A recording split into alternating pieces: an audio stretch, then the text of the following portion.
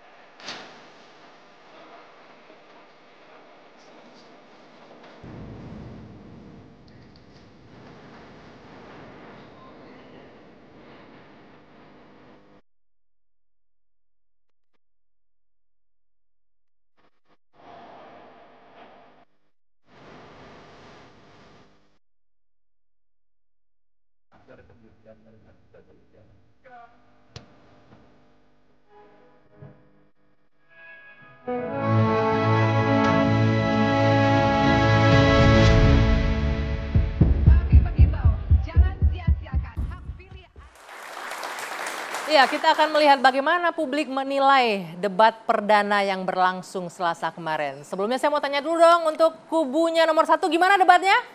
Oke? Oke banget. Oke Dan banget. Amin dominasi dari semua capres yang ada. Dan kami percaya bahwa Amin pasti menang, mengalahkan yang lain. Wih, boleh tepuk tangan. Dari kubu nomor 2, gimana penampilan capresnya? Oke? Mantap? Oke. Oke, kemudian kubu nomor 3 gimana penampilannya? Oke banget, Mantap. Nanti saya akan tanya sama Gus Coy yang sudah hadir, Effendi Hoiri dari timnya Anies Muhaimin, kemudian ada Bung Andre Rosiade dari timnya Prabowo Gibran, dan juga Bung Khairul Anam dari timnya Ganjar Mahfud. Selamat malam semuanya Bapak-bapak. Dan hampir ketinggalan ini.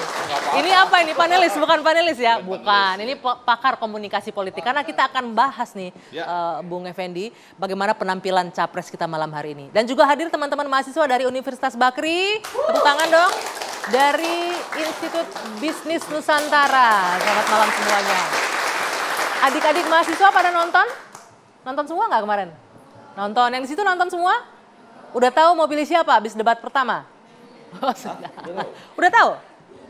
Udah, woi. Nanti saya akan tanya pendapatnya. Oke, saya ke Bung Effendi dulu deh. Oke. Chief, Ya. apa yang Anda lihat dari debat perdana?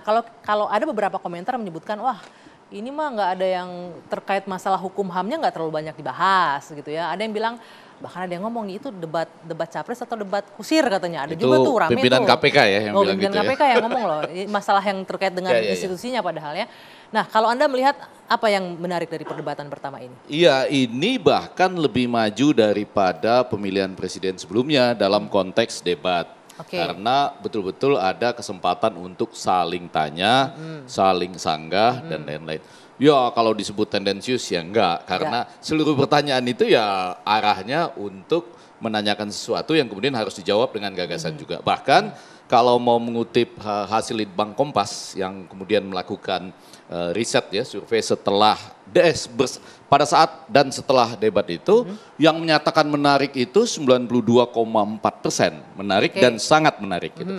Dan kemudian dengan itu mulai ada penilaian terhadap semua yang tampil di situ ya, satu demi satu. Tapi secara umum saya rasa debat kemarin itu merupakan awal yang baik untuk menuju debat-debat selanjutnya. Ada debat cawapres dan masih ada 2 lagi debat capres ya. Bahkan saking hebatnya itu saya tidak hanya melihat yang berdebat, saya juga melihat yang di belakangnya yang gini-gini. Itu saya juga supporternya semangat, saya juga ya? lihat itu ya. Artinya itu menunjukkan kesiapan juga untuk ikut berdebat. Apa namanya? Menunjukkan kesiapan setidaknya untuk ikut berdebat. semangat lah gitu ya. Semangatnya ada. Iya, iya. Hah? Ada di situ Bapak. Boleh ya? diulang Ya. kenapa? Dia ada di situ. Mic-nya jangan lupa dipakai. Bung Tapi Andre. nggak gini-gini kan, nggak ya Bapak. Oh, Nggak dengar. tapi untuk menjawab Anggi secara tajam saya ingin mengatakan. Yang pertama dulu deh kita lihat. Iya, yang maksudnya? Capres yang nomor 1. Capres yang nomor 1. Gimana Anda melihatnya penampilannya? Iya, kita kalau mau jujur dengan melihat hasil-hasil survei yang ada, baik pada waktu debat dan sesudahnya, memang kalau saya mau mengatakan raja debat itu ya Anies Baswedan ya, secara ilmu pengetahuan. Jadi kalau Anda mau belajar debat ya seperti itu. Cuma beberapa kelemahannya yang muncul adalah terlalu banyak yang mau disampaikan dalam waktu misalnya singkat, 1 menit. Bahkan ada dihitung kata-kata yang disampaikan itu ya di kumparan dan lain. 124 kata misalnya dalam 1 menit. Dan ide-ide itu barangkali akan sangat menarik bagi mereka yang berpendidikan agak tinggi, yang ceruk pasarnya itu mungkin karena tidak background terlalu besar. akademisnya kali ya. Ya, banyak kata-kata nanti kita bisa bahas contoh-contohnya. Tapi secara umum memang untuk menyampaikan apa yang mau dia sampaikan menurut saya tajam dan bagus ya. Kalau untuk nomor 2? Nah, kalau untuk ceruk ya, debat ini sebetulnya begini, tidak usah dihitung siapa yang unggul satu sama lain, karena jauh lebih penting bagaimana mencapai sasarannya di luar ruangan debat itu ya. Karena kan masih ada 28,7% yang pemilih bimbang dan 40% katanya masih bisa berubah. Untuk ceruk yang memilih calon pemilih yang tegas dan ceruk itu besar, maka Pak Prabowo pasti dapat. Terpenuhi di situ ya. Terpuaskan lah pada debat kemarin. Walaupun catatan saya, kita belum tahu ya dari hasil debat nanti, memang kesannya agak sedikit marah-marah.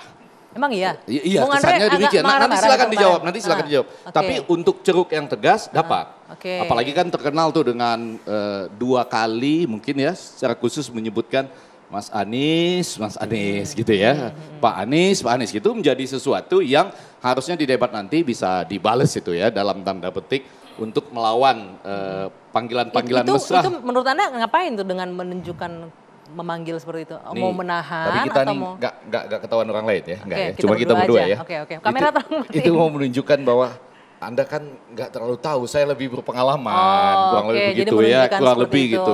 Saya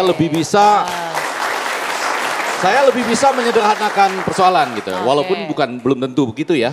Nanti persepsi dari publik. Tapi itu persepsi yang tertangkap oleh publik. Iya. Nah, untuk yang nomor 3 Ganjar, salah satu yang menarik itu adalah dia mampu bicara untuk semua kalangan. Jadi mulai dari kalangan atas menggunakan juga bahasa-bahasa yang sampai kepada kalangan bawah. Indikatornya apa? Indikatornya kalau kembali ke riset Litbang Kompas itu, maka katanya yang paling tinggi itu yang dianggap tampil sangat menarik dan menarik itu Anies 96%, kemudian Ganjar itu 91,4% dan Pak Prabowo sekitar 81,4%. Kurang lebih seperti itu. Jadi artinya tiga-tiganya tampil luar biasa pada debat pertama ini. Namun yang jadi persoalan lagi-lagi bukan siapa yang unggul di dalam ruang debat itu. Tapi siapa yang berhasil nanti meyakinkan yang di luar sana. Gitu. Oke, baik.